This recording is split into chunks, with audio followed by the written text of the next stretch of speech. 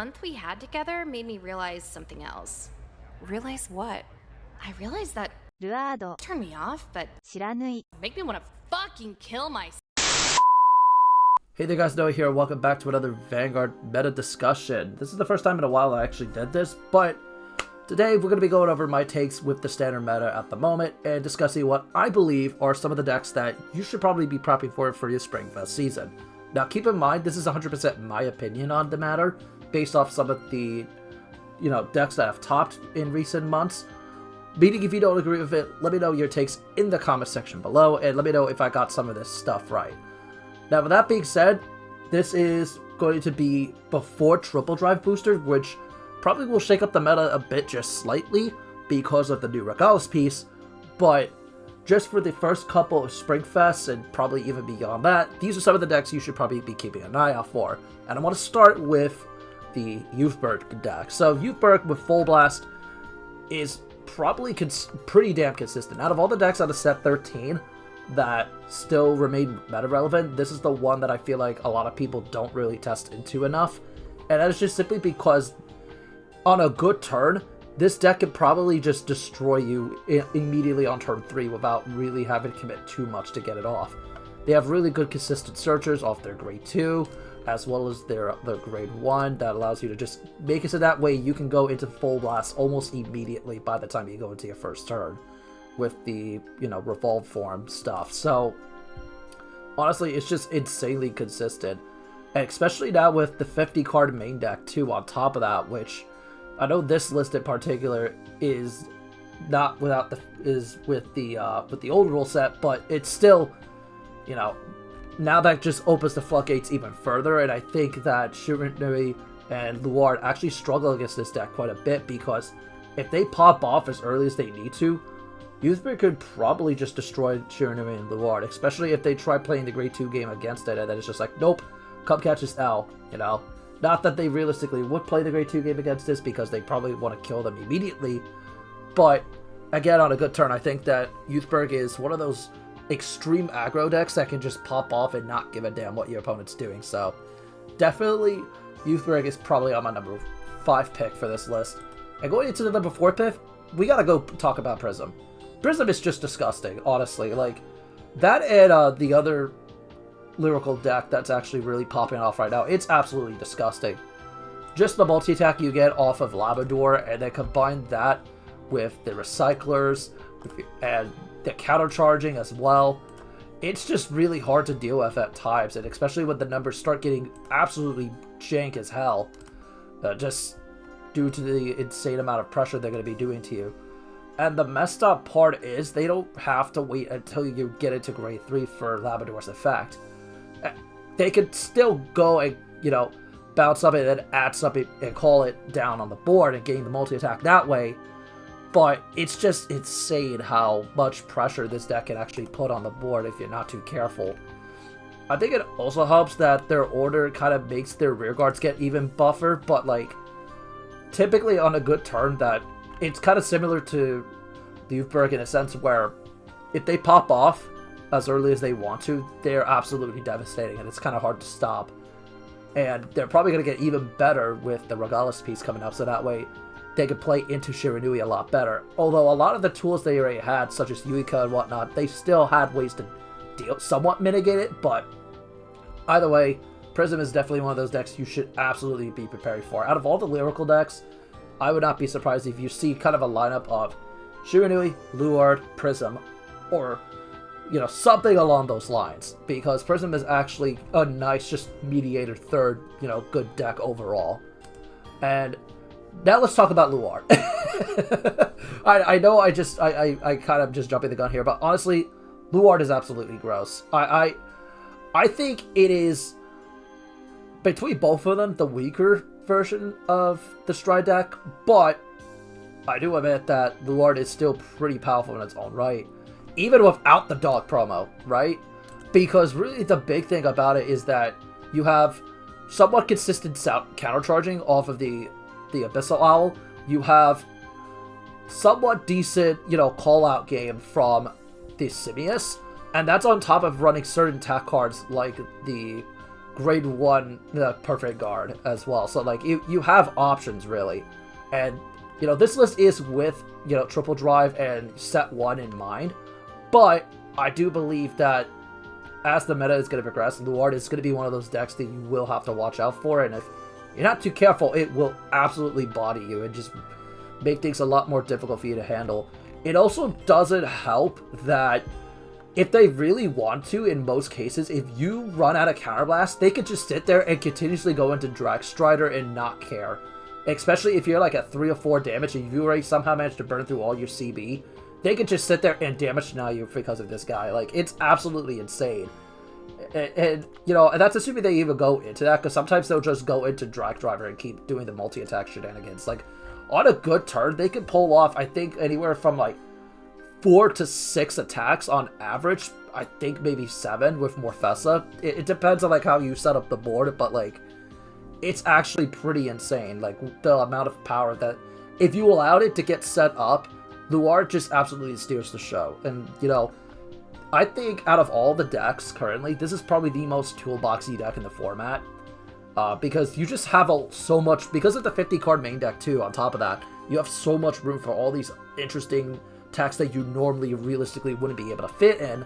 And so for that reason, I think Lard definitely benefits from the 50-card main deck rule change, and we're going to see how absolutely disgusting this deck will just pop off. And for my number 2 pick, because I don't think people respect it enough, I'm going to talk about Mushi King for a minute. Because out of all the regular decks, I think Mushi King benefited off it the most. And it's not because they could just go ahead and slap shit down and not care and just make your life a living hell. No. It is simply because you have a lot more room for tech options now, more than you ever did. You have the Burying Mushroom that allows you to get 2 plant tokens on the board for early game rush. You have the You Wandering Souls for extra drive checks in the early game. And your orders in general make it so that way no matter what, your opponent is going to be eating some damage pretty quickly. And so I don't doubt for a second that, also given the fact that a lot of people don't know how to play into it, it wouldn't surprise me if you start to see Mushi King come in as like an anti-meta pick, specifically to deal with Lard and Shiranui, because, hey, you don't have to worry about dominating if you just kill your opponent, So, like, it's one of those, it's kind of similar to Prism and Youthberg, where if they kill you, that's that, you don't have to worry about, them going into a Drag Strider turn or a Makin Tembu turn with, like, 7 attacks because of Verita Esperidia. So, like, it's gross, but honestly, I think this deck is a sleeper. I definitely believe that people need to start playtesting into this, because it's probably going to be a rogue pick, but I also believe that people may actually start running it just because why the hell not at that point. And then for an honorable mention, I want to quickly talk about Heroes. So Heroes kind of shocked a lot of people at Worlds this year, and I think it was simply because, the 50-card main deck, much like some of the other decks I mentioned on this list, this deck benefited from having the rule change for the 50-card main deck. Like, in all honesty, it's gross. Although I know one of the lists was running, running the Messiah G-Zone just to psych their opponent out, and I think for that tournament in particular, that was partially the reason, even though it's against the rules, I'm pretty sure. Someone could probably tell me in the comment section, then we'll have a long-ass debate in the comment section about it, but, like, the point I'm trying to get at is that it's just they have so much shield because of the base. They have really decent multi-attacking options thanks to both Salos. You have inherent crit pressure off of your main grade 3. It's overall a very solid and well-kept deck that has slowly gotten really consistent as of late. So honestly, I think that a lot of people are going to see that, like, 3 heroes topped. Oh my god, this deck is absolutely insane. And to an extent, it kind of is. But if you know what you're doing and you know how to play into it, then it's not really that much of a big deal. So, I guess definitely play into it, just so that way you have matchup knowledge. But this is just definitely one of those honorable mentions where I'm kind of questioning it right now. So, alright. From a somewhat rogue pick to arguably tier 0 best deck of the format, Shiranui. Fuck this deck. Honestly, I absolutely despise Shiranui, even before it came out in Standard. Like, you remember that whole bit 2 years ago where I got pissed off at Mizukaze? Fuck Mizukaze! This card is absolutely broken! What was Bushiroad actually thinking when designing this card? Are they fucking high? Yeah, it's like dealing with that, but in multi-attacking version. Like, it is absolutely stupid that they got not one, but 2 restanders off the Furai and the other thing. And that's on top of Verena Esperidia. Like, who in their right mind thought that was a good idea, you know? And mind you, this is before we even get the promo. Like, the promo makes this deck even more consistent than it already needs to be. But I think what makes this deck so consistent is that because of the Sojo Doji grade 2 that they run on the ride line, they're able to just sit there and not give a shit about what your opponent's doing. Because most of the cards in this deck have the word stealth in it. They could just sit there and just plop their grade 2s or grade 1s in the back and just honestly not care. It is one of those decks that I feel like if they're going to hit it, they're going to have to hit the grade 2 in the ride line. There's no way in hell that they don't, because I think that's what makes Shiranui hard to deal with. And unless you're purposely building your deck just to counter it, a lot of the time you're going to be forced to ride up into your grade 3 and give them first stride. And unfortunately, in the mirror, and as well as when Lard has to face it, or the other 2 stride decks have to face this, they have to be able to play the grade 2 game somehow better than it. And if they can't, they ought to lose. Because the moment they start dominating their stuff and get 7 attacks off, it's practically GG. Like, honestly, you also should probably hit Verena Esperidia as well, and prevent it from being used in Shiranui, because honestly, I think that's what making it even worse.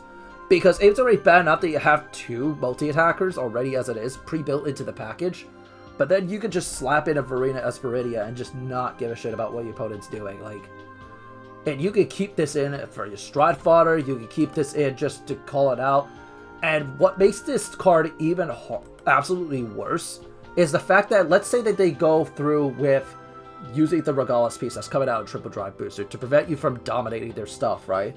Well, if you slap 2 Verena Esperidias, guess what, buddy? You're getting off a 5-attack combo immediately out the gate without really worrying about it. So I think it's for those reasons where essentially you have no way to counterplay the deck, while at the same time they have literally everything going for it, that makes this deck absolutely tier 0. Like, before Triple Drive Booster, this is easily tier 0, though I think some people would argue that it's not as busted as people make it out to be when you do have the Regalis piece. But I still think if you don't draw into it, it's still a dead game, essentially, if you're not careful. Like, it is so impossible. And that's before, and that's assuming they don't dry check their OT, which will just make things even worse for you. And so, I don't know. I feel like later on we could have a discussion about what cards in Shiranui they realistically hit. Because at least with Lard, it's like you have a little room for experimentation while also keeping meta staples. But this, it's like, I feel like the deck is practically solved at this point.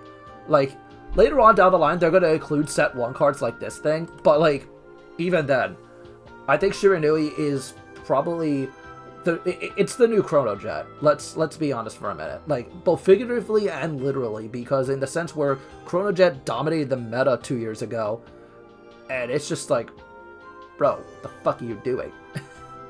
Like, it's just insane. Well, it wasn't 2 years ago, it was like last year, but like, I feel like we're just having a repeat of what happened before. And I don't know how I'm going to feel about playing Standard this year, because like, I love Lard, I love my baby, but I fucking despise Shiranui.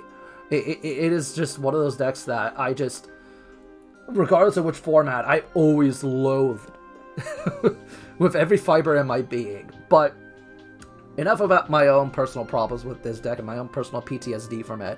What do you guys think about the Standard meta in its current iteration going into Springfest? Do you think that Shiranui is going to dominate the meta, or do you think there's going to be some interesting, you know, room for experimentation for some other decks to actually do well on top of that? And I definitely think, especially with a team competition, you will see a little bit more variance, but let's be honest for a minute. If your team doesn't have a Shiranui at the time of this recording, you're fucked. You're not making it to top 8. Like, I'm sorry to disappoint y'all, but like that's just how I personally feel. But again, let me know what you guys think about the meta currently going into Springfest in the comment section below. And until next time, this is Noah, and I'll catch you guys later. Bye, everyone.